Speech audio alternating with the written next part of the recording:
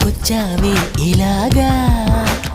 ఎన్నాళ్ళు దాస్తా ఇంకా ఎండ కన్నైన పడనీకా. ధన్యోస్మి అంట చిలక, అందుకున్నాక అందాలని కానుక.